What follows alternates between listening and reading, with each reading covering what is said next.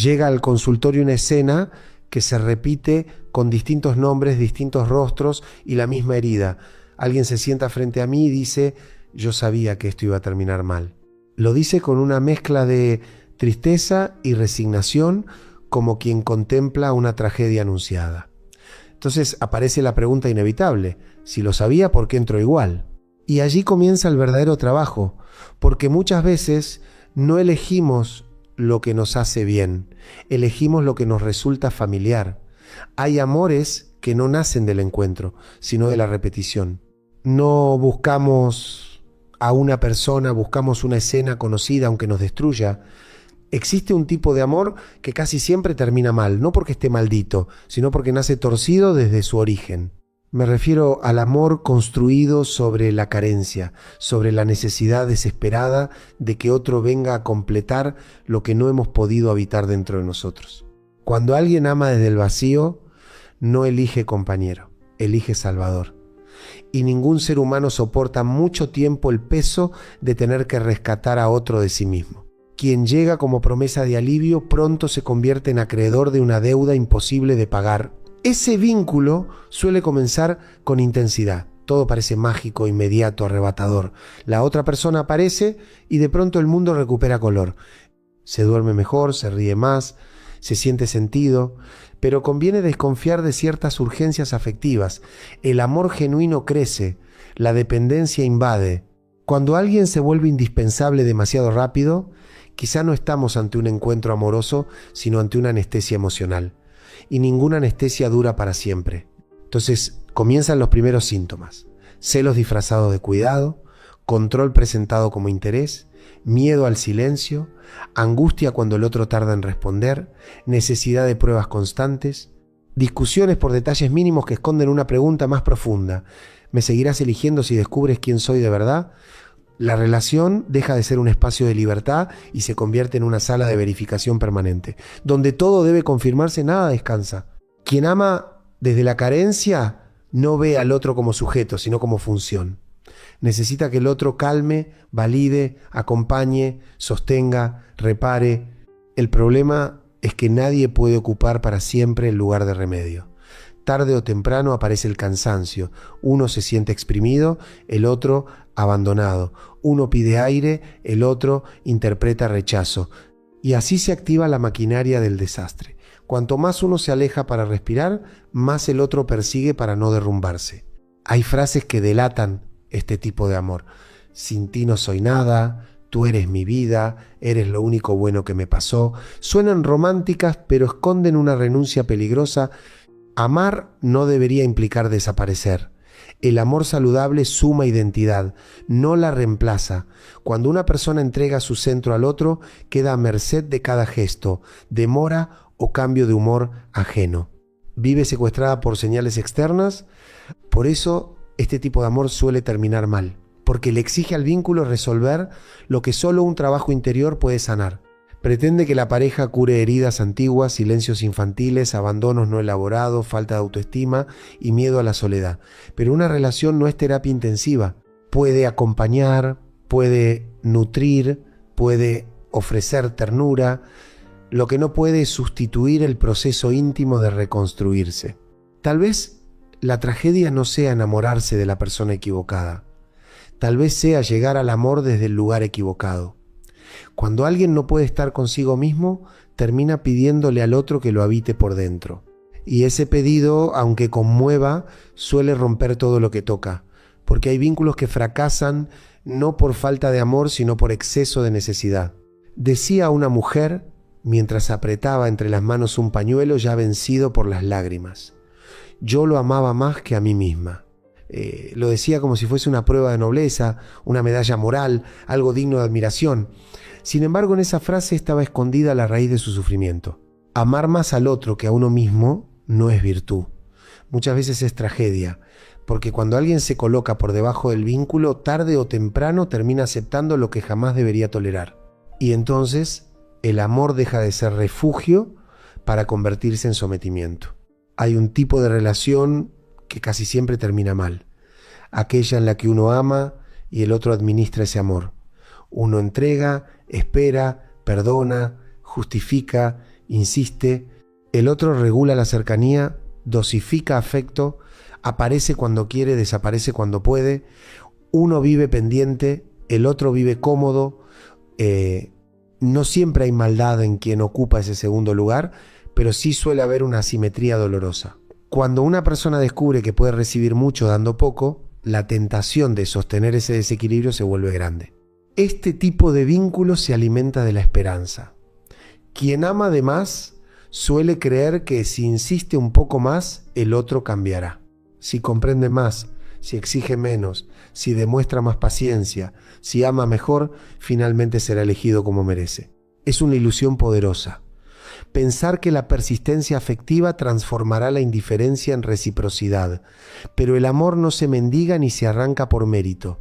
Cuando alguien no puede o no quiere amar del mismo modo, la insistencia no lo vuelve disponible, solo profundiza la herida de quien insiste.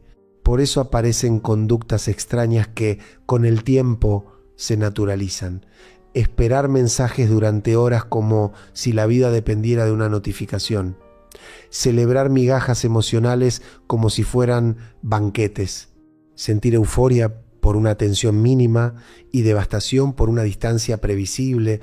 Quien vive así ya no está en una relación, está atrapado en un sistema de recompensa intermitente. Hoy cariño, mañana silencio, hoy promesas, mañana evasivas.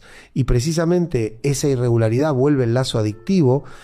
El cuerpo suele entender antes que la razón. Insomnio, ansiedad, nudo en el estómago, dificultad para concentrarse, necesidad constante de revisar el teléfono, tristeza sin nombre, son señales de que algo no está bien.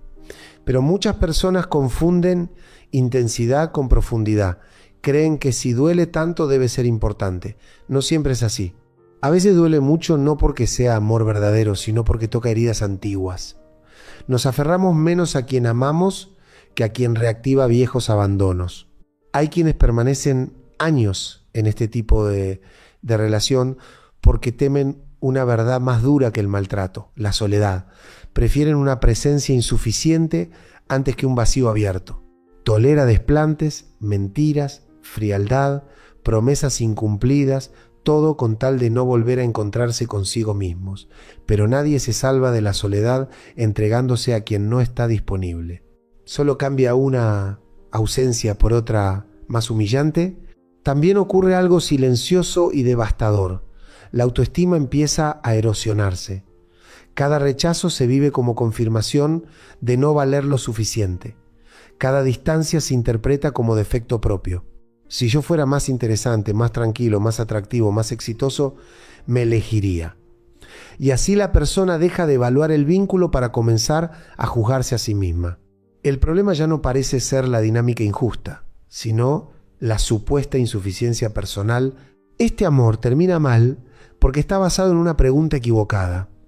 En lugar de preguntarse, ¿me hace bien esta relación?, quien padece se pregunta, ¿cómo hago para que no se vaya? Esa inversión lo cambia todo. Cuando el centro deja de ser el bienestar y pasa a ser la retención, ya se ha perdido demasiado. A veces sanar comienza con una frase simple y brutal. No me falta esa persona, me falta la versión de mí que creía posible junto a ella.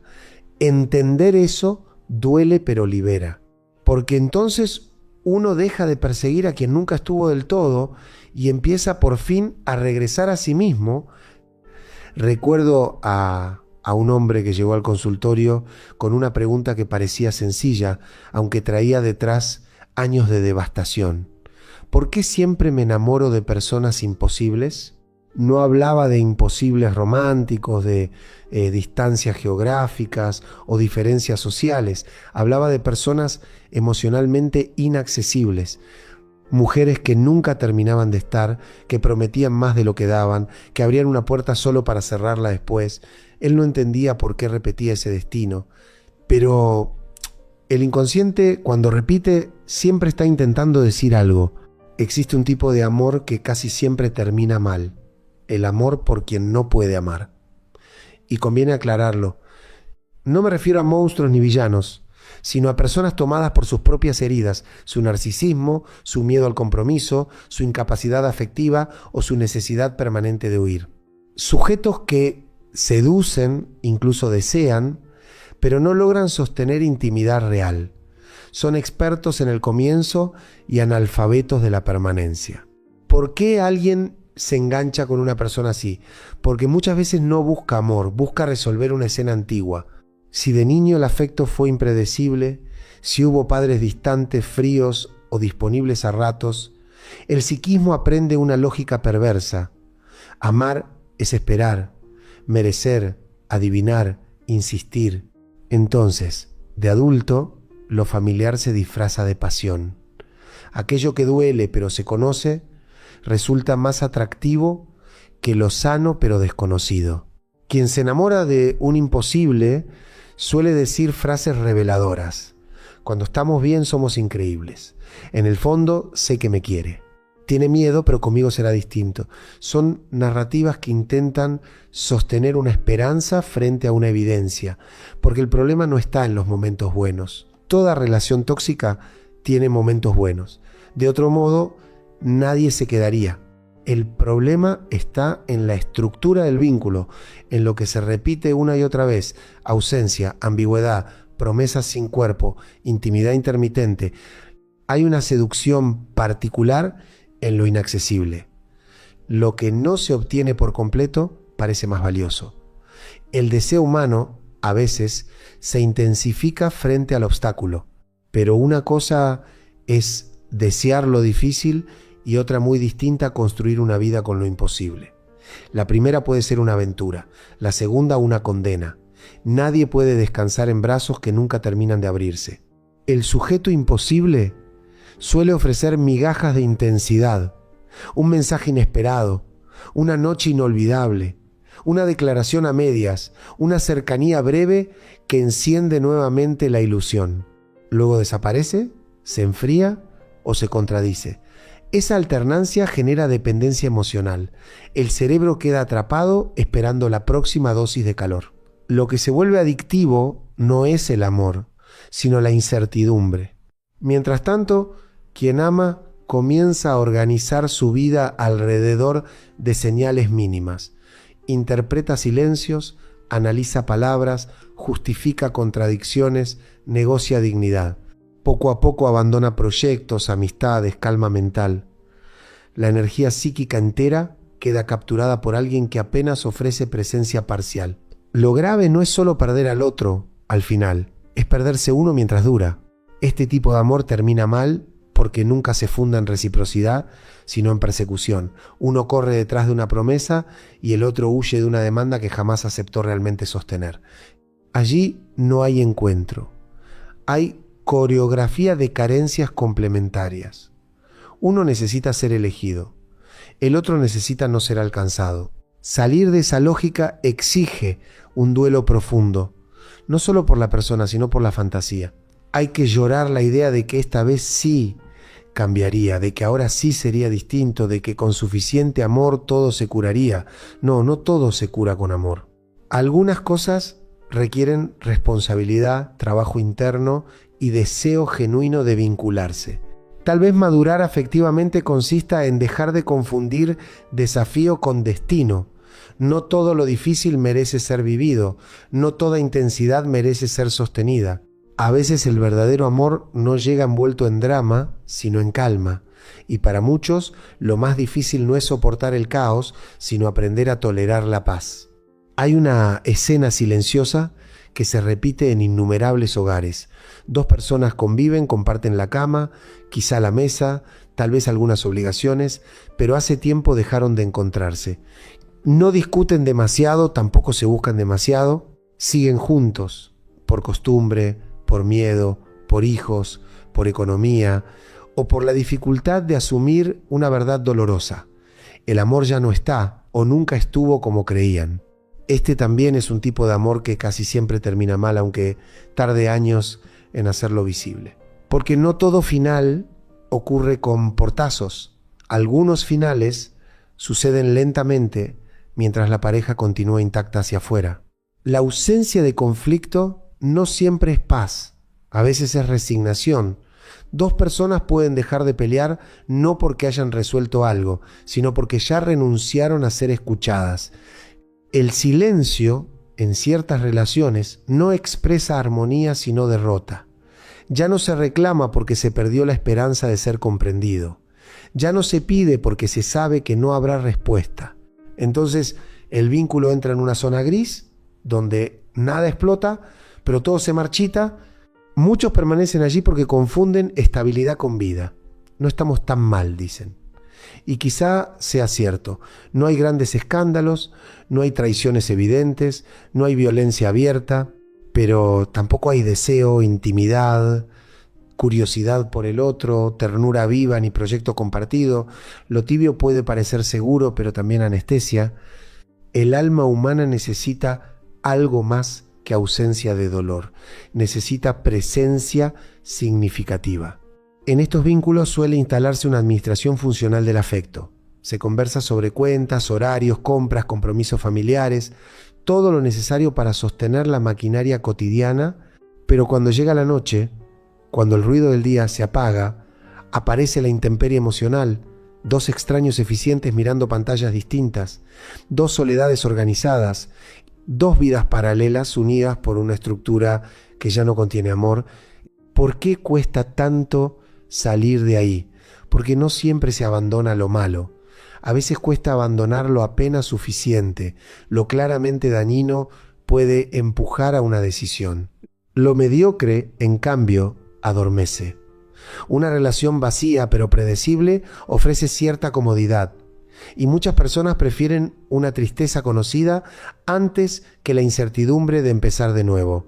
El miedo al cambio se vuelve carcelero elegante. También opera la culpa. No puedo romper una familia. Después de tantos años no tendría sentido. Él es buena persona. Ella siempre estuvo. Y es verdad, no toda separación implica un villano.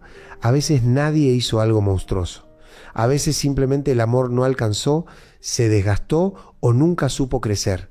Aceptar eso resulta difícil porque nos educaron para creer que si no hay catástrofe no hay derecho a irse. Pero la falta de sentido también duele y el vacío sostenido también lastima.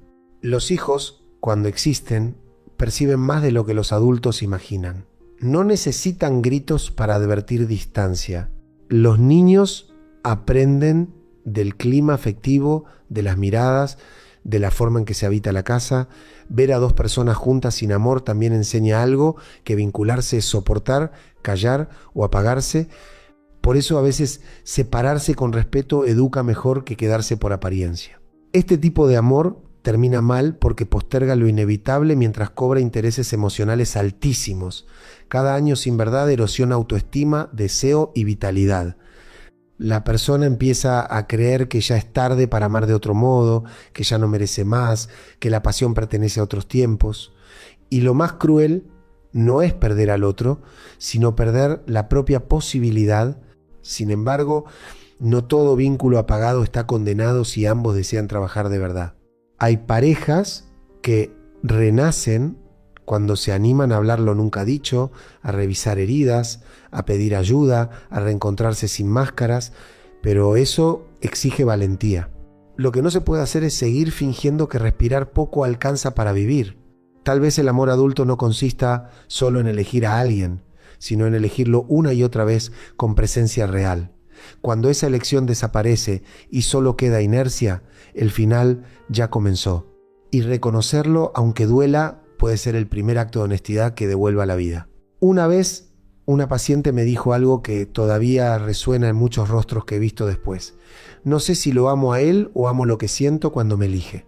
Esa diferencia que parece sutil cambia toda la escena, porque existe un tipo de amor que casi siempre termina mal, aquel en el que no se ama a la persona real sino a la emoción que produce. No se ama al otro en su verdad, sino al reflejo que despierta, al personaje interno que encarna, a la promesa narcisista de sentirnos especiales. Cuando alguien necesita ser elegido para sentirse valioso, el vínculo deja de ser encuentro y se convierte en validación. La pareja ya no es compañero, sino espejo. Si me mira, existo.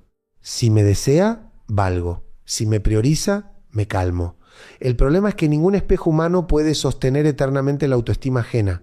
Todos fallamos, nos distraemos, tenemos días malos, nos retiramos a ratos hacia nuestras propias tormentas. Y cuando eso ocurre, quien depende de esa confirmación se derrumba.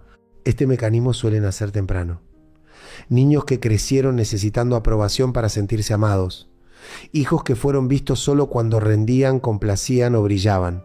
Personas que aprendieron que el amor no era presencia gratuita, sino premio condicionado. De adultos, buscarán vínculos donde la elección del otro funcione como certificado de valor personal.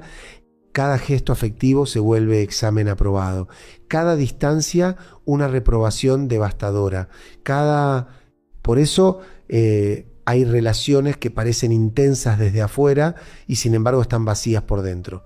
Mucha pasión, muchas reconciliaciones, grandes declaraciones, crisis constantes. Todo gira alrededor de cuánto me eliges, cuánto me deseas, cuánto me demuestras, pero casi no hay curiosidad genuina por el mundo interno del otro. No interesa quién es realmente, sino cuánto confirma lo que necesito creer de mí. En estos amores aparece una ceguera selectiva. Se ignoran incompatibilidades profundas, maltratos sutiles, proyectos opuestos, valores distintos. ¿Por qué? Porque mientras el otro siga eligiendo, todo parece soportable. La elección funciona como droga que adormece la lucidez. Sí, me miente, pero vuelve. Sí, me lastima, pero dice que me ama. Sí, no me cuida, pero no puede olvidarme. Lo importante ya no es la calidad del vínculo, sino la continuidad del suministro narcisista. El otro también queda atrapado en un lugar injusto. Se le exige constantemente confirmar amor, deseo, presencia. Debe probar una y otra vez que el vínculo existe. Y nadie puede vivir rindiendo examen afectivo permanente. Algunos huyen agotados, otros se quedan pero se endurecen. El amor necesita libertad para respirar. Donde todo debe demostrarse, se vuelve tarea. Este tipo de amor termina mal, porque se funda en una confusión central. Creer que ser elegido equivale a ser amado, y que ser amado equivale a amarse a uno mismo. No. Que alguien te elija puede ser hermoso, pero no reemplaza el trabajo de construir valor interno. Quien depende por completo de ojos ajenos, vivirá en permanente intemperie. Bastará una demora, una duda o una pérdida para sentir que desaparece. Sanar implica un movimiento delicado. Pasar de preguntar, ¿me ama?, a preguntar, ¿cómo me siento cuando estoy aquí? Esa inversión es revolucionaria. Devuelve el centro. Ya no importa solo si el otro quiere quedarse, sino si yo florezco o me marchito en su compañía. Si mi dignidad crece o se reduce. Si puedo ser yo o vivo actuando para merecer. También exige tolerar algo difícil, dejar de seducir compulsivamente. Muchas personas no buscan amor, buscan confirmar que todavía pueden provocarlo. Coquetean con la mirada, con la disponibilidad, con el misterio. Cuando obtienen deseo, sienten alivio momentáneo. Luego vuelve el vacío, porque el deseo del otro no llena una identidad quebrada.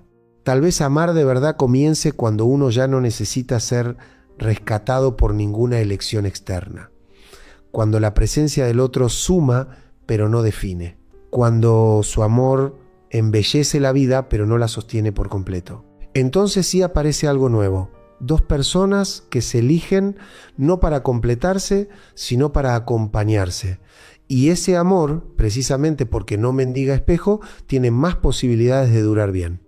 No siempre el amor termina cuando una persona se va, ¿no?